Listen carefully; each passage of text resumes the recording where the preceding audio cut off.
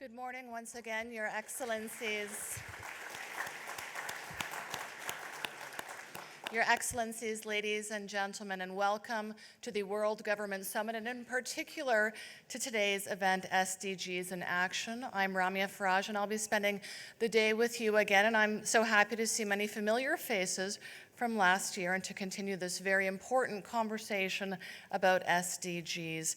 Now, as many of you know, SDGs formed a much smaller part of the World Government Summit's agenda in previous editions, but in the space of 3 short years, it has quickly grown into its own pre-WGS event.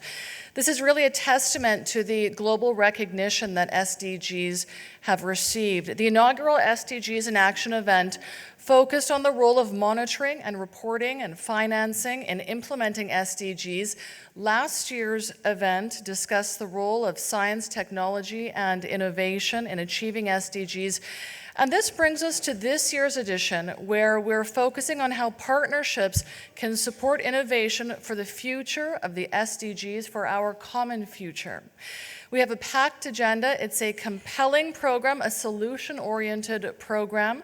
It's no coincidence that the UAE is hosting this event. The UAE has made huge strides in its own mission to implement SDGs, and over the course of the next few hours, we'll be highlighting its phenomenal progress in this regard. Now, to elaborate on the UAE's SDG evolution, please join me in welcoming to the stage UAE Minister of State for International Cooperation, Her Excellency Reem bint Ibrahim Al-Hashmi.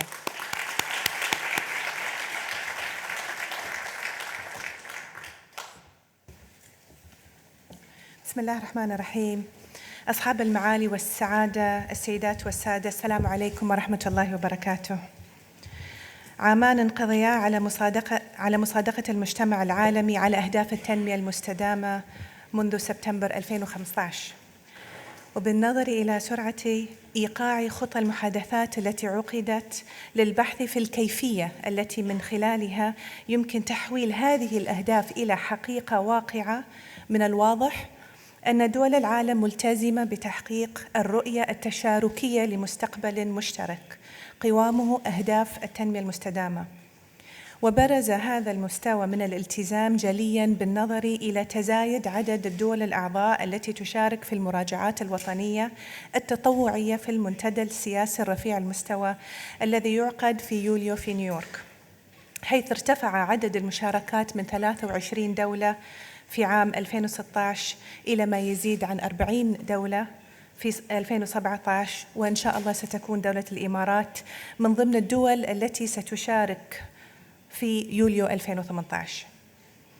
ومن الحقائق الراسخة في الوقت الراهن والجديرة بالإشادة أن التزام دولة الإمارات العربية المتحدة بالتنمية المستدامة هو ركيزة جوهرية من ركائز رؤية الدولة لمستقبلها، وأن مفهوم التنمية المستدامة كان في صميم رؤية الإمارات 2021، وهي الرؤية التي تمثل خطة التنمية الوطنية لدولة الإمارات ككل، وكذلك الخطط المحلية لإماراتها ال7. وفي واقع الأمر إن ما يزيد من مستوى التحدي الذي تفرضه أهداف التنمية المستدامة بحلول عام 2030 ما هو إلا نقطة انطلاق. ففي العام الماضي أعلنت الإمارات عن استراتيجيتها على مدى 50 عاماً للتنمية الوطنية، والتي نحتفي فيها بمئوية الإمارات 2071. وينبثق الحوار الوطني حول التنمية في دولة الإمارات أساساً من مبدأ ضرورة إعادة تعريف نسخة القرن العشرين للميثاق المجتمعي الذي ينظم العلاقة ما بين المواطن والدولة. والأمر الآخر الذي لا يقل أهمية عن ذلك يتمثل بالتفكير في الروابط التي تربط ما بين مواطنينا في المستقبل مع دولتنا والعالم المستقبلي أيضاً. ويتطلب الحوار الوطني إعادة تقييم معايير مسؤولياتنا عبر الأجيال المتعاقبة، بالتأكيد على أن التنمية المستدامة تحولية في جوهرها. وبناء عليه فقد بدأ فعلياً الحوار الوطني في دولة الإمارات العربية المتحدة لصياغة استراتيجية عام 2071، والتي تستمد مضمونها وإلى حد كبير من الأجندة الوطنية التي تعمل دولة الإمارات العربية المتحدة على تحقيقها. وسيلجأ المشاركون في هذا الحوار إلى استخدام طموحات مرجوة من خطط التنمية اللاحقة كأساس لمحطات الإنجاز، مع تحقيق أهداف التنمية المستدامة باعتبارها مقياساً هاماً للتقدم المحرز بحلول عام 2030. ولكن للحديث بمزيد من التفاصيل عن الجوانب العملية التي تتعلق بالكيفية التي حققت فيها أهداف التنمية المستدامة تقدماً ملحوظاً بدولة الإمارات، أود أن أسلط الضوء هنا على جانبين رئيسيين على وجه التحديد، هما أولاً نظام الدولة الفيدرالي الذي يضفي الطابع المحلي على أهداف التنمية المستدامة الخاصة بدولة الإمارات ووضعها موضع التنفيذ. وثانياً دور دولة الإمارات في المساهمة في الحوار العالمي حول التنمية المستدامة وصياغته وإقامة شراكات لحشد الجهود نحو تحقيق أهداف التنمية المستدامة. وبتشكيل اللجنة الوطنية المعنية بأهداف التنمية المستدامة في وقت مبكر من عام 2017، أعطت الحكومة الاتحادية لدولة الإمارات الأولوية لوضع خطة تنفيذ وطنية توائم أهداف التنمية وتدمجها مع الأجندة الوطنية للتنمية في الدولة. وتعمل هذه اللجنة الوطنية كمنصة لإشراك جميع المعنيين والتنسيق فيما بينهم، وتعمل أيضاً على إتاحة الوصول إلى النظم والإجراءات الشاملة للحكومة بقصد التشارك بالمعلومات والمواءمة بين السياسات ومتابعة التقدم المحرز بشكل مستمر. ومثال على أحد نتائج جهود اللجنة التي تحققت مؤخراً هو إصدار تقريرها السنوي الأول حول أهداف التنمية المستدامة بعنوان التميز في التطبيق، والذي سيتم إطلاقه من هنا اليوم. دعوني أضع منتدى اليوم في سياق ما يجري وأتحدث بمزيد من التفاصيل عن خطواتنا التالية نحو تحقيق أهداف التنمية المستدامة. يمثل انعقاد القمة العالمية للحكومات الحدث الأبرز في دولة الإمارات الذي يناقش القضايا العالمية، وكما هو الحال بالنسبة لهذه القمة التي تزداد أهميتها وتبرز مكانتها بين الفعاليات الأخرى، فإن الحال كذلك ينطبق على برنامج فعالياتها حول أهداف التنمية المستدامة. وسيعقد الملتقى الثالث من سلسلة ملتقيات نحو تحقيق أهداف التنمية المستدامة، ويصف الفيديو الذي تم عرضه التطور الملحوظ الذي شهده هذا الملتقى على مدى السنوات القليلة الماضية. وأبرز ما يميز هذا الملتقى أنه وخلال فترة قصيرة من الوقت شهدنا تطور الملتقى نحو تحقيق أهداف التنمية المستدامة ليصبح واحداً من أبرز الفعاليات وأكثرها جدوى في الحوار العالمي حول التنمية المستدامة. اليوم ينعقد ملتقى نحو تحقيق هذه الأهداف بعنوان الشراكات الداعمة للابتكار من أجل مستقبلنا المشترك. وفي سياق هذا العنوان سأسلط الضوء على 3 مبادرات عالمية تقودها دولة الإمارات العربية المتحدة. في إطار الشراكة مع الأمم المتحدة، تستضيف دولة الإمارات العربية المتحدة المنتدى العالمي الثاني للبيانات في أكتوبر 2018، وسوف تطرق إلى التفاصيل الخاصة بالمنتدى خلال الجلسة الحوارية. ولكنني آمل أن تعودوا إلى دبي لحضور هذا الحدث البارز والذي سيتزامن انعقاده مع استمرار الأعمال التحضيرية لمعرض إكسبو دبي 2020 بعنوان تواصل العقول وصنع المستقبل. والآن إنه لمن دواعي سروري أن أعلن عن إطلاق مبادرة دولة الإمارات حول التنمية المستدامة، وهي المجالس العالمية لأهداف التنمية المستدامة. تعد المجالس العالمية شبكة فريدة ومتعددة التخصصات تضم في عضويتها صناع القرار من الحكومات والمنظمات المتعددة الأطراف والأوساط الأكاديمية والقطاع الخاص. وستركز المجالس على تطوير حلول مبتكرة لأهداف التنمية المستدامة وحشد الدعم اللازم لتطبيقها على أرض الواقع. ومن الجدير بالذكر أن القادة المتميزون ورؤساء الدول السابقين والحاليين والوزراء ومدراء العموم ومسؤولون منظمات سيتولون رئاسة هذه المجالس العالمية وتخطيط برامج مخصصة لها. ويسرني الآن الإعلان عن أسماء قادة المجلس العالمي الأول وفقاً لترتيب أهداف التنمية المستدامة التي سيتطرقون للحديث عنها. سعادة محمود محي الدين نائب الرئيس البنك الدولي، معالي كريستوفر فيرني نائب رئيس مجلس الوزراء وزير الصحة مالطا، سعادة أيرينا بوكوفا المدير العام السابق منظمة الأمم المتحدة للتربية والتعليم والثقافة، سعادة الدكتور عدنان أمين المدير العام الوكالة الدولية للطاقة المتجددة، معالي عماد فخوري وزير التخطيط والتعاون الدولي المملكة الأردنية الهاشمية، سعادة الدكتورة عايشة بن بشر المدير العام لمكتب مدينة دبي الذكية، معالي الدكتور ثاني الزيودي وزير التغير المناخي والبيئة الإمارات العربية المتحدة، معالي هيلين كلارك رئيس الوزراء السابق نيوزيلندا، سعادة ماري كافيانيامي نائب الأمين العام منظمة التعاون الاقتصادي والتنمية. رحبوا معا جميعا بهذه الشخصيات الاستثنائية.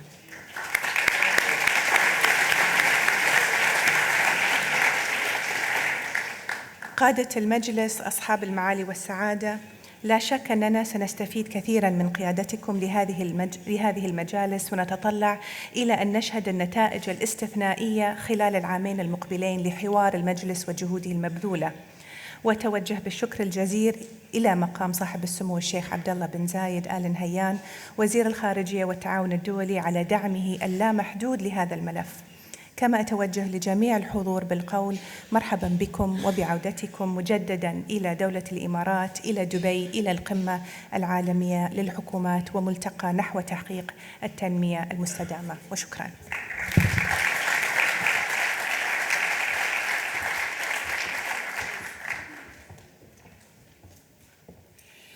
Thank you, Your Excellency. We look forward to reading the UAE Excellence in Implementation Report. And congratulations on the launch of the Global Council for SDGs. We will follow their progress very closely.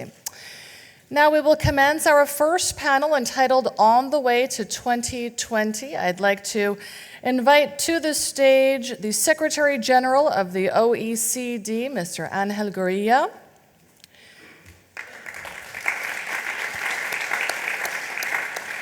We will be joined shortly by Professor Jeffrey Sachs, Director of SDSN and Director of the Center for Sustainable Development at Columbia University. He is currently in a Q&A, but he has arrived. Fantastic.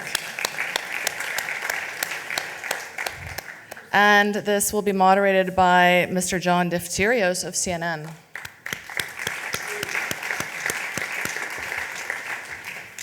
Thanks very much. Thanks. I saw Jeff out of the corner of my eye, but about 15 minutes ago I said, I don't see Dr. Sachs here. But then he came in with his laptop to the left and he's here in place. Good morning, everybody. It's good to have everybody. Your Excellencies in the front row. It's good to see such wide attendance as we start off the 6th World Government Summit. But as Her Excellency Rima Hashemi suggested here, it's the 3rd time we've convened around the SDGs, which is terrific to see that everybody's willing to kind of set the agenda before the World Government Summit on the progress that we see so far. Your Excellency, I'd like to start with you very quickly because we have a roadmap, and I noticed in your comments to 2071, which is extraordinary. His Excellency Minister Mazrui has laid out the environmental policy to 2050. To think that governments can think that far in advance and say we want to put up markers down the road to progress says a lot. But I wanted to just go to the near future. He's the only one who's going to be there in 71. I think I have to put myself on that list, just Mr. Gurria. We kind of wonder how we keep on chugging along, but it's nice to have young voices that come in and lead the way for us, right? That's a very good point. I'll have to buy that one. I wanted to look to the near future, though, and I hope you're around for 2020, with all due blessings to you, inshallah. The opportunity of the Expo, with regards to the SDGs here. We're collecting minds for 2020, and we worked with you, of course, on the road to 2020 and securing that bid in terms of the dialogue that was taking place from here. What's the opportunity in terms of convening power and focus on the SDGs on the Expo platform, which I think is a fantastic opportunity if you can pull the two together? Thank you, John, and welcome to everybody to Dubai once more and to the World Government Summit. It's great to be here, and I hope we're all here for 2021, 2030, and beyond that. Let me just draw a linkage, as you rightly pointed out, to how Expo 2020 could be an important platform, we believe is an important platform in achieving the 2030 SDGs. World Expos are about countries that come and convene for a period of around 6 months. And they embrace certain agendas or themes.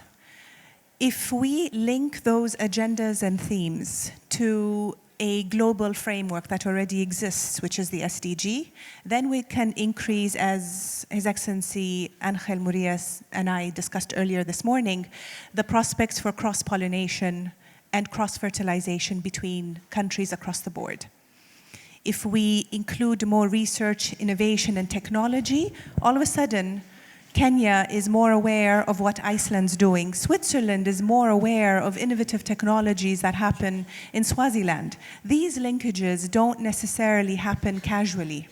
We could make it an impetus of Expo 2020 to draw on those linkages that could happen between nations and create unconventional forms of partnership.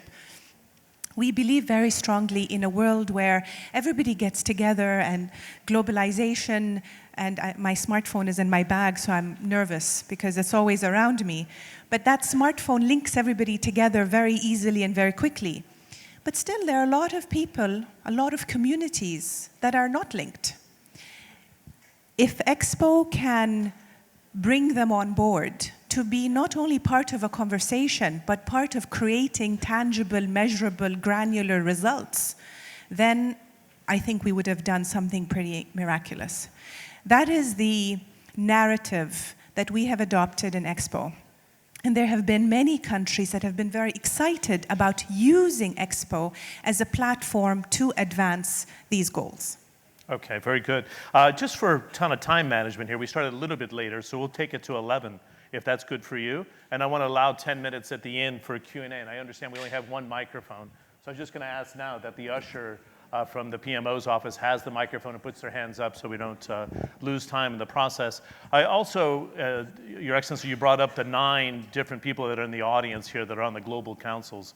It would be good to hear from them as well. So don't be shy. I'm going to call up the screen that we can bring those into play. So I'm going to ask very quick interventions from our panelists. Let's start with the Secretary General of the OECD, and let's get concrete, Angel Gurria, about the challenges that stand in the way to greater collaboration. Sometimes it takes a while to get the momentum moving, right? Between the private sector, the international organizations, and the public sector. What do we do at this stage in terms of getting over the biggest challenges? And is it really the private sector that can drive this process if they put it into their business plans? Actually becomes a part of their corporate DNA that can collaborate with international organizations and government. I wish it were only the question of bringing in the private sector. It's not. Governments are not prepared to deliver on the SDGs today. I don't know if our chief economist, Martine Durand, is in the audience here. She promised she would be. There she is. She prepared this where she suddenly said, okay, let's take a look at whether our own members, the OECD members, which are in relative terms the better, off countries in the world, are anywhere close to delivering on the SDGs. They are not. And one of the other things she found is that only in 57% of the 169 targets do we have at least one way to measure them. So the question is even, what are the relevance in terms of what we're going to be measuring?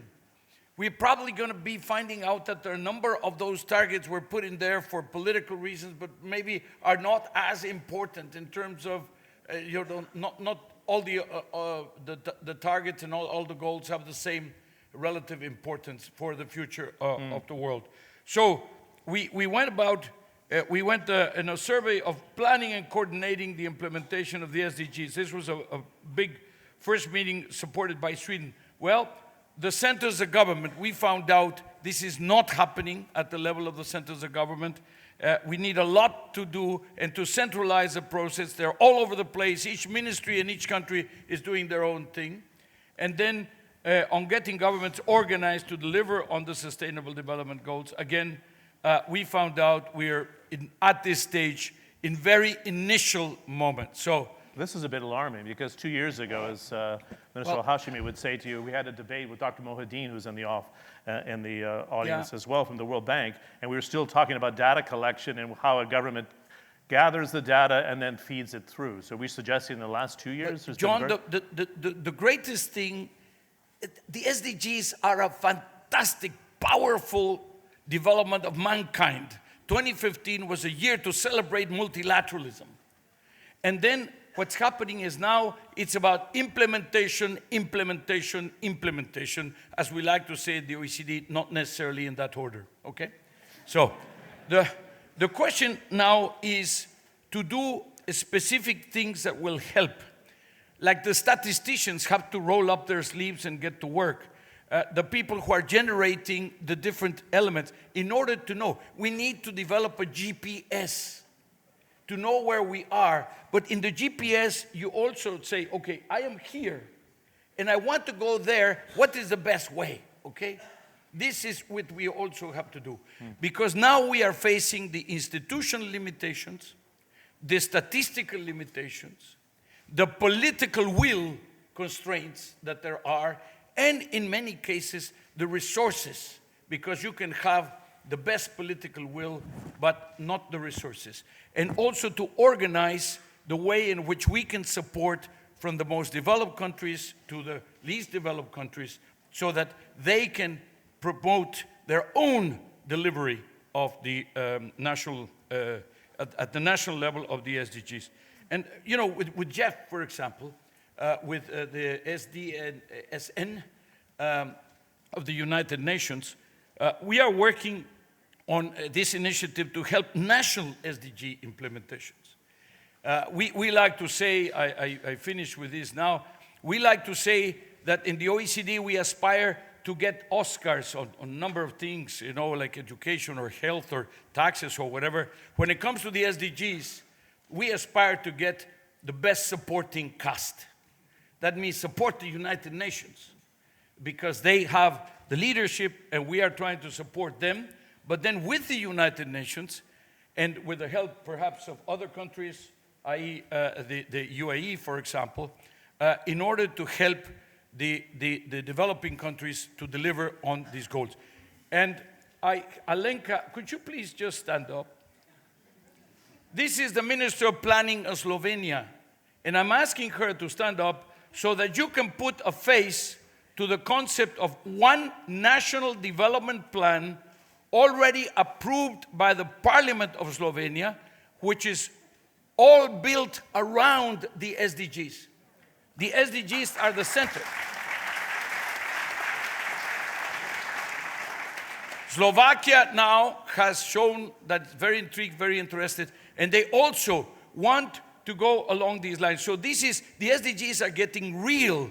The SDGs are delivering, but for that, of course, we have to deliver the SDGs themselves. Okay, very good. I don't find the challenge, Professor Sachs, maybe I say this because as emerging markets editor, I don't see the challenge in embracing the SDGs in the emerging markets or the advanced, fast-growing economies. Say the UAE, I see what India is trying to do in the development of its auto sector, trying to incorporate electric from the very beginning as it begins to expand. We know what China's doing in renewable energy as well. Is the log jam in terms of measurements and progress really happening in the developed economies at this stage or not? Well, I think the thing that is worth us reflecting on is what is different about this agenda from business as usual. And the SDG agenda for any government is different and harder. And let me just indicate the 4 places where that's true. First, this is a holistic agenda. So in the United States, economics, all we talk about is growth, growth, growth. All the president talks about is the stock market when it's going up. Then he doesn't talk about it when it's going down. But in any event... That happened a little bit sooner than you expected, I think. But that is not the way to run a country.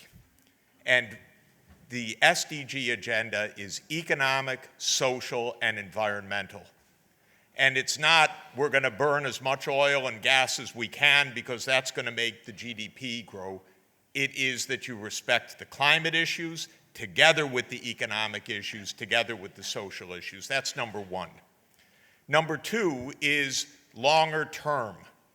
I like that you have the word planning in your document. In the United States, the word planning is seen to be a communist invention. You can't say the word planning. You can only say the word market. It's crazy. If we don't plan for the future, we're going to wreck the future. This is a longer-term agenda. You have to think ahead 10 years, 15 years, 20 years, to 2071. So that is wonderful, and it requires a different kind of discipline than getting up in the morning and tweeting. It's thinking ahead, really important. The third point is you need regional cooperation. You cannot achieve the SDGs as an island within a mess.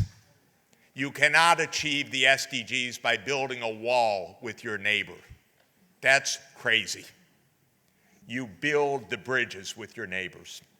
You build the power lines with your neighbors. You build the renewable energy with your neighbors. You cannot do this at a national level if you're not also doing it at a regional level. And then the fourth is measurement. You don't just measure GDP. You have to measure well-being. You have to measure health. For instance, my country, rich as it is, our life expectancy is going down in the United States. 2 years in a row. People are killing themselves. People have opioid addiction. People have major mental depressive disorder in the United States. We're falling to pieces, but the stock market's up. So what do you measure?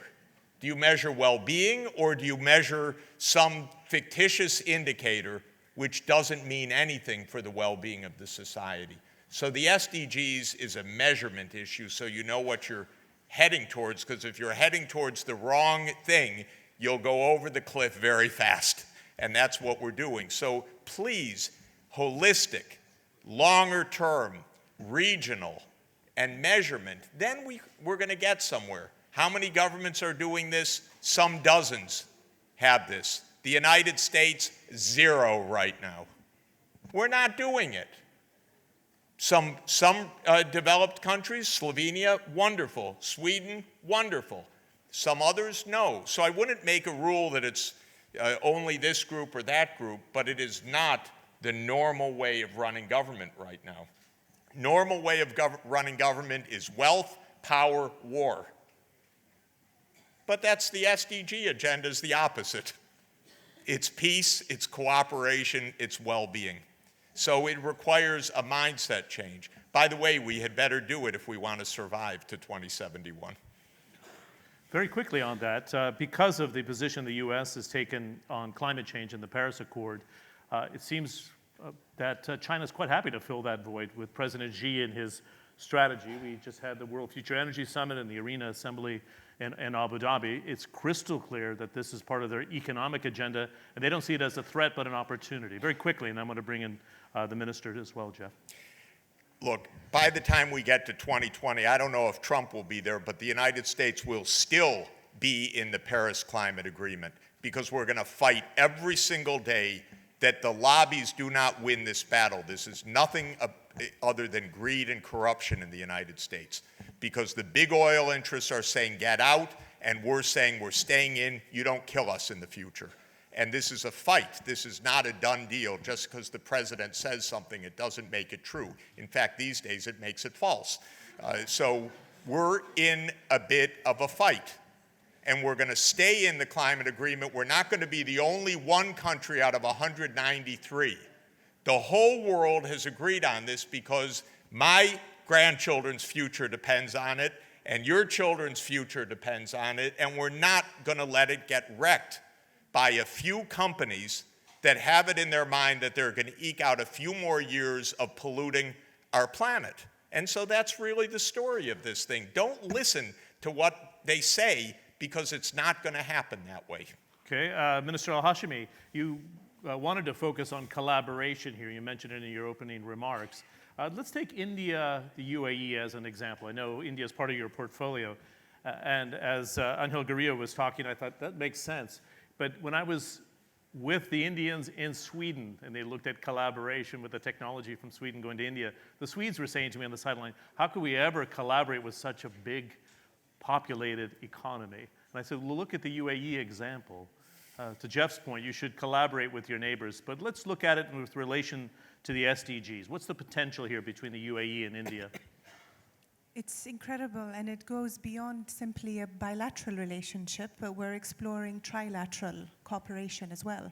And I think that makes it all the more long-term and sustainable.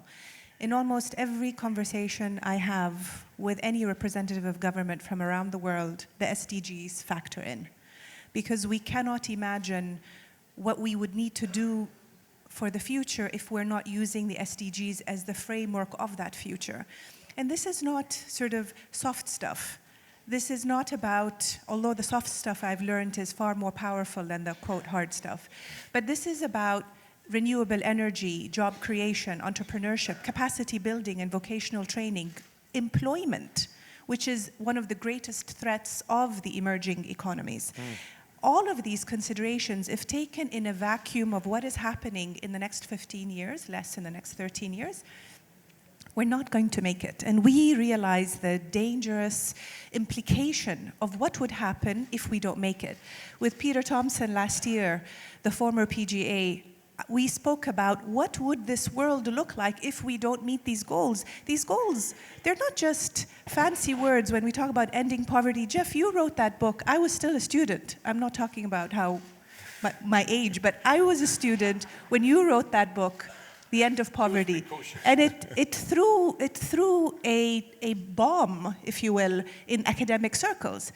How bold, but now how necessary. This is not a nice thing. We have to end it because it'll create more, forget injustice. That alone merits another seminar. But also instability. Because technology has today enabled people to understand what happens around the corner. So you can no longer mask what opportunity looks like. Everybody is privy to what that means. And everybody has the right to have that. And that, in essence, is the driving force behind the SDGs. When we look at our relationship, and I want to circle back to your question, John, about India, but when we look at how we can collaborate not only with India, but in all of our relationships. I was just in New Zealand 3 weeks ago, 4 weeks ago, I can't even remember, bless, yes, New Zealand, so far, but so incredible. What are some trilateral cooperations we can actually begin to forge with New Zealand? I didn't know that New Zealand's relationship with Rwanda was so specific, so special, and so deep. Now imagine adding a layer of Emirati involvement to that. What potential does that open up? These are the kinds of things we are excited about in the Emirates. And I'll tell you very briefly why, in particular this year. This year is the year of Zayed. It celebrates his centennial. And Sheikh Zayed, the founder of the United Arab Emirates, was one of the first people who actually even talked about well-being, sustainability, prosperity, justice for all. In many ways, the principles of what the SDG actually stands for.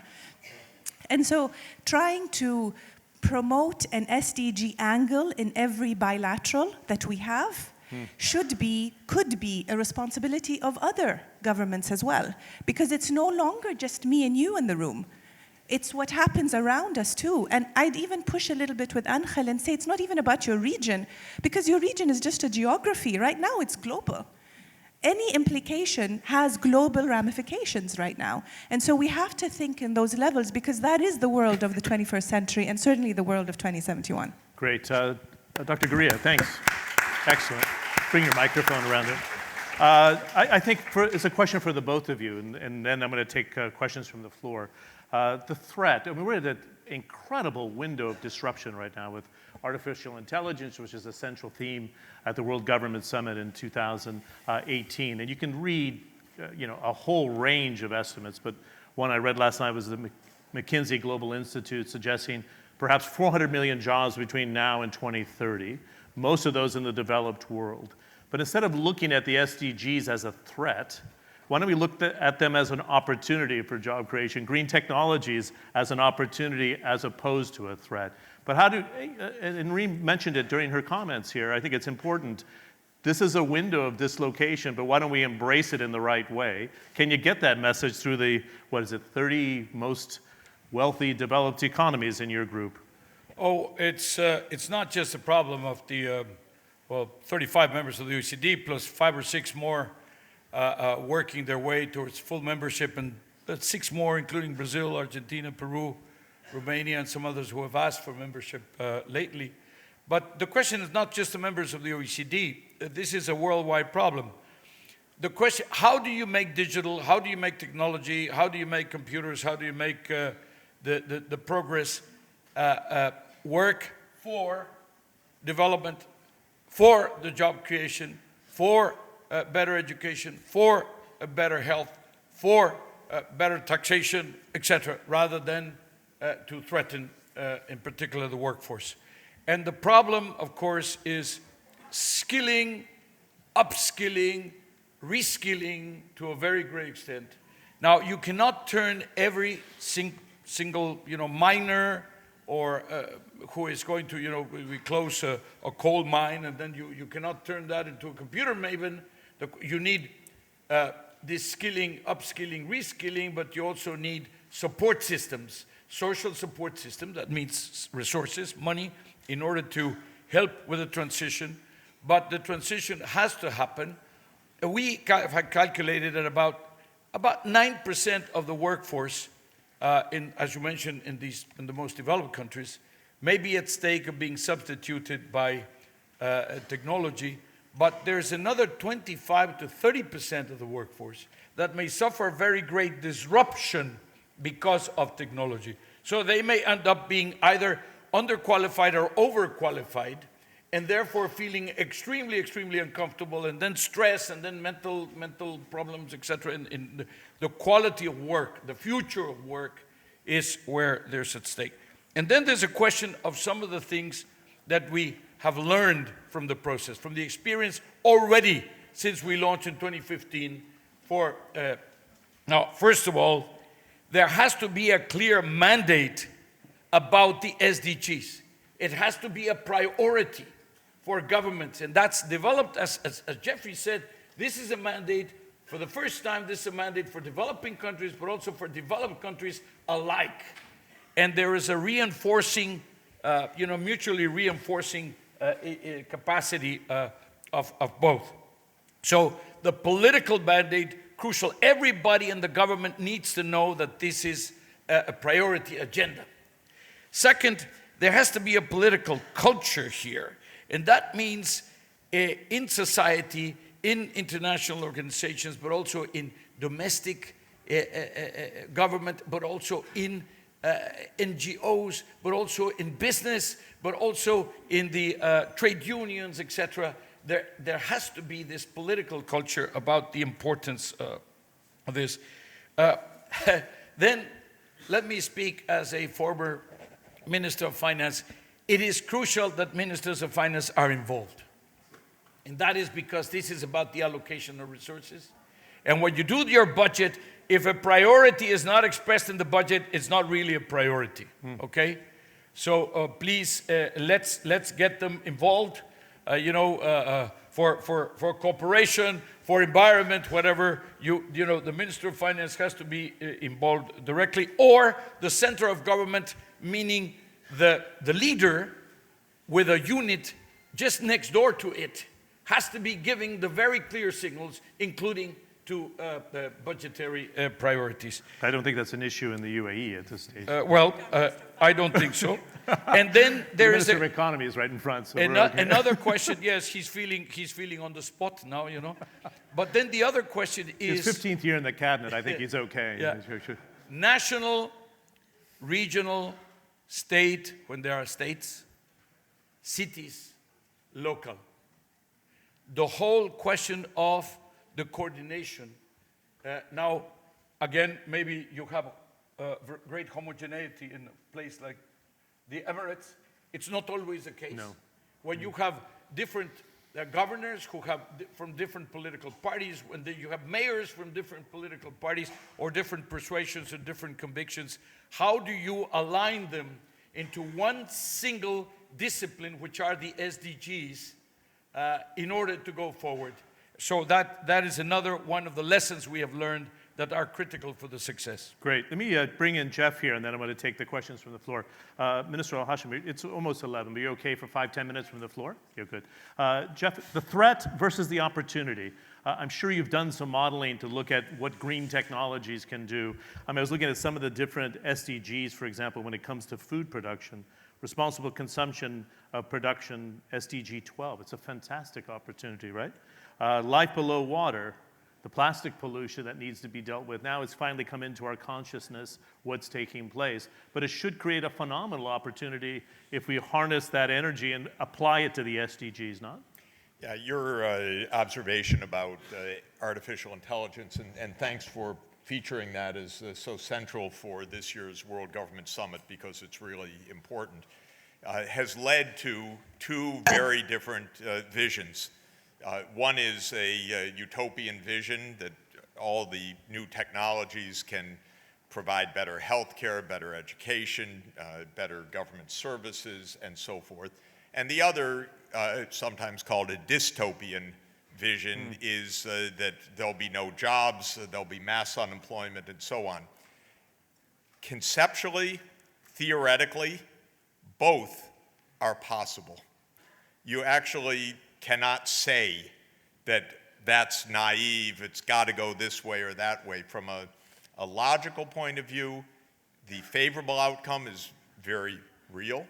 The unfavorable outcome is also possible. Therefore, we have social choices. One of the things this technology will do is drive the concentration of wealth. We're seeing, if you look today, the value of Apple, Google, Microsoft, Facebook, Amazon together. Last time I looked, which admittedly was 3 days ago, so it's changed a lot in the last couple of days, but it was about $3.6 trillion for those 5 companies. Market cap is what you're suggesting here. Market capitalization. Yes, market cap, sorry. That's the concentration of wealth. Will we end up all getting owned by 5 or 6 people? You know, that's the direction. What do you do about it? Normally, you would say you have to distribute this wealth to make sure that everybody shares. In the United States, no. We cut the taxes of those companies in December. We gave special privileges to those companies because they're politically powerful, because they pay the lobbyists write the laws then cut their taxes. That's the dystopian approach. So that's the danger, because the markets, let me tell you as an economist, will drive us to extreme inequality. It is the social decency that could hold us together.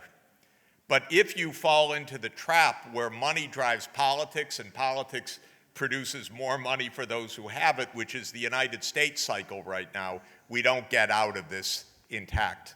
And so the good possibility is very real, but those big companies, believe me, they're not in it for us, they're in it for themselves. And so either we take care to make sure that these are widely distributed social benefits, or we're going to see a really true rise of social stress, even in the midst of this boom of potential of what we can do.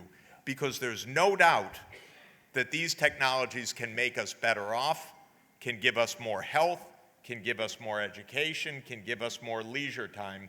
But if we don't take care, they'll do that for a small part of the society, not for everybody. Great. Thank you very much. Good. Can I find out where the microphone is, please? Please. Good. Do you have any interjections? I'm going to call on Dr. Mohadeen very quickly. There, please. I just wanted, can you bring the microphone over? We have to really move quickly, please. If you can put your hand up, Dr. Mohadeen. Can you put your hand up? I just want to get a microphone. Oh, we have one there right next to you. Perfect. And do we have a second interjection right here in the second row? Please, I'm going to ask you quickly about, we're okay. I think we're okay. Thanks.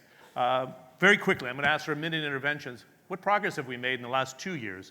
Because last year I was not involved in this session in terms of data mining and comparing like for like. 1 minute, please. Right. Minister Hashemi reminded us of the first gathering, and then we talked about 3 areas of focus. One of them was data, the other one was finance, and the third was implementation. Since then, there have been some progress on the data front as far as the big data is concerned, using technologies, learning from some countries, including India, what it's doing. But I like just to remind everyone that using technology is not substitute for conventional ways of collecting data. There is no substitute for getting decent data, household surveys from National Statistical Authority when it comes, for instance, to the first SDG. Yes, we can use proxies, we can use double-checking methods, but using satellite images, tracking what's happening, using proxies is not a substitute. But there is some progress in that. I'm happy to report that some of the areas that we're working on, we are getting today data of a fraction of a cost that used to be there like 5 years ago. Okay. On the finance side, and I think at some stage we may have an engagement on it, about the use of maximization of finance for development. And this is an area that we'll be working on. I know that there is some sort of controversy around it, but we'll be happy to talk about it more. How to leverage the private sector in a way that we can really push the private sector to be a contributor to the finance for development without crowding it out and without compromising the importance of finance for public goods. And the third, I like the implementation. So I think we take it in 3 levels, Angel. Implementation at the global level, and there is lots of talk about it. Implementation at the national level, and I'm happy with the good examples that I'm seeing there. But the third, which we are trying to emphasize at the World Bank today, is the issue of localization. How to bring all of these priorities, not just at the national planning level, but at municipalities, at the local authorities, in order to deliver better. These are basically the 3 areas of progress. But indeed, after a couple of years, I see there is a lot to be done. More talk, less of a good work. Great, thanks. And I'll take the second row here. And do we have a third hand up? I saw it somewhere. We can get a microphone to the woman in that row, please, in the meantime. Please, direct the question to somebody here, or if it's just a comment, please. The question is for Her Excellency Al-Hashmi. I'll draw on Professor Sachs. I'm Professor Syed Munir. I head the think tank Institute for Policy Advocacy Governance. We have a presence in UAE, Asia Pacific, Melbourne, then Europe and Asia. Professor Sachs, you have mentioned something very important, that SDGs do not grow in isolation. And you highlighted very correctly the importance of regionalism, that you're not an island. Now, going to you, Her Excellency Al-Hashmi, UAE has done a commendable job in driving forward the SDG agenda. That's the reason all of us are here. But UAE is located in a region where you have prosperous and stable country like UAE. Then you have a lot of countries doing the catching up job like Egypt and Jordan. Then you have countries in civil strife like UN. How do the UAE government, having led globally, has a vision for the region, driving forward the agenda in this region, MENA region? Thank you. Great, thanks. Nobody could argue about the Ministry of International Cooperation and what the UAE gives out every year in terms of the region itself. But how do you say, if you focus on India, that's a great point, how do you make sure, and we have the Minister of Jordan in the front row as well, that Jordan and Egypt are part of that development process as well? Please. So, independent of Jordan and Egypt, and they both have a very robust development agenda that they've endorsed on the national level. If you go beyond that and look at Central Asia, the subcontinent, Sub-Saharan Africa, and the rest of the Arab world, you'll see that the socioeconomic indicators and factors not only fluctuate, but are despairingly low. Now, 10, maybe more, 15 years ago, the Prime Minister of the United Arab Emirates and the ruler of Dubai said, Sheikh Mohammed bin Rashid, he said, you cannot have a good house in a bad neighborhood. So it's a conviction and a recognition that whatever prosperity the Emirates has here today, again, geography matters less and less, is not going to be enough to have prosperity down the line. We have to play a constructive and positive role in bettering our part of the world. And the perimeter of that goes far and wide. I believe the perimeter of that can get down to the Americas, down to Latin America, because I don't believe in a confined space. But if I were to look specifically to the regions that I just described, whether it's our development programs, whether it's our involvement in trying to equip how those communities, and you know, people often talk about countries, forgetting that countries are actually communities of people, of many, many families. How do we equip them to what the future of work may be, which is what we alluded to earlier, which Sheikh Abdullah's session will be tomorrow or the day after, on the future of work, and are we teaching kids the ability to cope in this new work environment? So we take it very seriously that we must respond positively to bettering the environment around us, because we also believe that whatever progress, stability, prosperity we have will not continue if our region remains in turmoil. And we've played a very positive and constructive role to date on that regard. If I may add a little bit as well, and going back to His Highness Sheikh Zayed, he said as well that the wealth of any nation is best invested in human capital. He didn't specify Emirati. He doesn't specify actually Emirati. He has often said, go as far as you can, help people there who need, not for recognition, but because we believe that if situations around us improve, then the overall ecosystem will improve. And we are today in the 21st century, a series of interdependent and interlinked ecosystems. Okay, final thoughts from Jeff Sachs. I apologize, we can't take more questions from the floor. I think they're worried about the follow-up panel. Can you do it in a minute, Jeff, and then we'll close out the session? I want to say a word about the regionalism. All over the world, there are places where neighbors are at each other's necks. A lot of this is from the Cold War. A lot of this is from the big powers.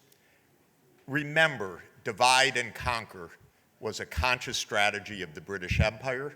It has been a conscious strategy of the American Empire. Be careful. Neighbors should cooperate with each other, because that is necessary for peace and it's necessary for infrastructure, and there are strong reasons for it. But I know that the foreign policy of major powers is to divide countries. You're on this side or you're on this side.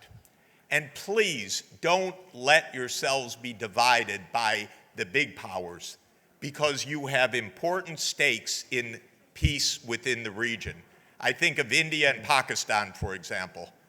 Okay, you could have a nuclear war, or there might actually be trade, tourism, cooperation, and joint ventures. That's not to pair off superpowers. That's actually to solve local problems. But it's all over the world. Oh, this one's on the US side, that one's on the China side, this one's on Russia side, this one's on the US side. This will be our destruction if the people involved are not strong enough to say to the big powers, stay out, stop making wars in our region, let us cooperate to achieve sustainable development. This is actually vital for our lives, vital. And believe me, there's too much mischief going on in the world that's very dangerous. And so it's not a small thing. It's not just a nice thing. It's actually to stop wars that we're on the verge of right now. Wow. Yeah, Sorry, I know we have to close. We go for an hour and a half. I appreciate it. Easily. You're the hostess. But just 10 seconds to thank the Secretariat for the SDGs, the Federal Competitiveness and Statistics Authority team, who've done an amazing job. I think they deserve a huge and final round of applause.